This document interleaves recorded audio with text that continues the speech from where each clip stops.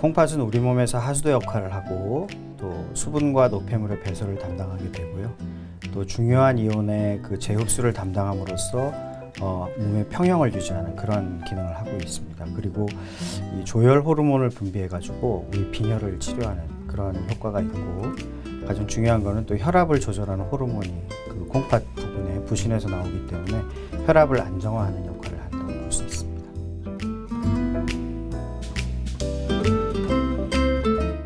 보통 이제 45세를 기점으로 콩팥의 여과율이라고 하는데, 그것이 1년에 1ml씩 감소를 하게 되는데요.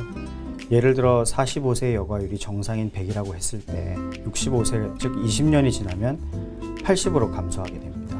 그렇게 되면 물론 아직 정상치지만 이런 자연적인 이런 콩팥의 여과율 감소가 이제 있게 되는데, 이러한 그 속도를 더 빠르게 만드는 것이 고혈압, 당뇨병, 고염식단, 물 섭취 감소 등이 있겠습니다. 진단은 일단 혈액 검사를 통해서 콩팥 기능의 감소를 반영하는 그 크레아틴이라는 수치가 있는데요. 이 수치가 증가하고 요 검사에서 이제 요단백이라든지 혈뇨 이런 것들이 나오면 일단 문제가 있다고 진단을 하게 되는 거고요. 만성 같은 경우는 그 조혈 호르몬 분비의 감소로 인해서 빈혈이 동반되어 있는 경우도 많고, 또 초음파 검사나 복부 비조형 CT 같은 걸 하게 되면 이 콩팥의 크기가 감소하고 동시에 콩팥의 그 겉질이 위축이 일어나는 걸 관찰할 수 있는데, 그렇게 되면 저희가 이제 만성 콩팥병이라고 진단할 수가 있습니다.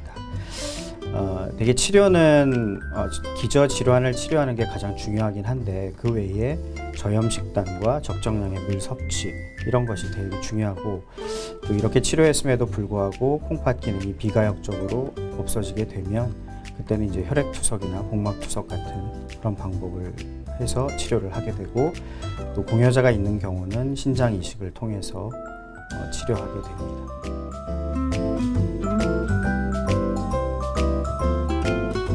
이제 급성 콩팥병이 있게 되고요. 그다음에 사구체 콩팥병, 또는 갑작스럽게 진행하게 되는 전격성 콩팥병이 있겠고요. 또 그 외에 이제 약제나 이런 거에 의해서 이제 콩팥 기능 부전이 생길 수 있고, 다낭신이라든지 이런 유전성 콩팥병이 있겠습니다.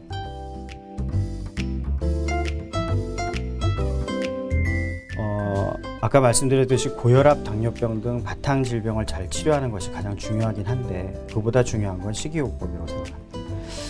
일반적으로 환우들을 치료하는 담당 선생님들이 되게 저염식이를 많이 강조를 하는데, 실제로 환우들이 어떻게 드시는 것이 저염식인지 모르는 경우가 많이 있는데요. 저의 경우는 환우들한테 이제 국물의 섭취를 제한하고 젓갈을 이용한 요리 등을 제한하는 구체적인 방법을 안내합니다. 예를 들어서 국물 음식이 많은 우리나라 현실에서 국물을 제한하고 건더기만 섭취하게 하는 것이죠. 음식에 국에 간을 맞추려는 방법으로 소금을 사용할 경우에 대개 건더기의 3분의 1, 국물의 3분의 2의 소금이 존재하니까 국물만 섭취하지 않아도 저염식이가 되는 것이고요. 또 음식의 맛을 소금으로만 내는 것이 아니고 좀 고소하거나 새콤하게, 달콤하게 또는 매콤하게 간을 하는 방법을 권하고 있습니다. 특히나 이 짜지 않고 맵기만 한, 예를 들어 청양고추 같은 경우는 캡사이신이라는 성분이 있어가지고 이 성분이 체내의 어떤 만성 염증을 호전시키는 효과도 있어서 환우들께서 입맛도 잃지 않고 영양을 유지하면서 식사를 할 수 있는 좋은 방법으로 권장할 수가 있겠습니다. 그리고 또 하나는 충분한 수분과 과일 또는 채소를 섭취하는 것이 중요한데, 특히나 이제 신장 기능이 정상인 환우들의 경우에서는 이 채소와 과일 안에 많은 칼륨 성분이 세포 내에 존재하는 나트륨을 밀어내서 그 세포의 탄력을 유지하고 혈압을 안정시킴으로써 뇌졸중도 방지하고 심근경색을 예방하는 작용이 있어서 상당히 좋은데요. 좀 중요한 것은 반면 그 투석을 하는 환우의 경우에는 이거를 또 과다하게 섭취할 경우에 폐에 물이 차거나 칼륨이 축적돼서 부정맥을 일으킬 수 있어서 주의해야 합니다. 그래서 투석 환우분들 같은 경우는 채소를 삶거나 데쳐서 칼륨을 파괴한 후 섭취해야 되는데, 근데 이때 또 그 삶거나 데친 국물을 섭취하게 되면 칼륨만 섭취하는 것이 되므로 적절히 잘 섭취하는 것이 중요하겠습니다. 그리고 결론적으로 하여튼 이 콩팥병 환우들은 담당 선생님과 상의해가지고 콩팥병의 병기에 따라 식이요법이 다 다르기 때문에 거기에 맞춰서 특화된 식이요법이 중요하다고 하겠습니다.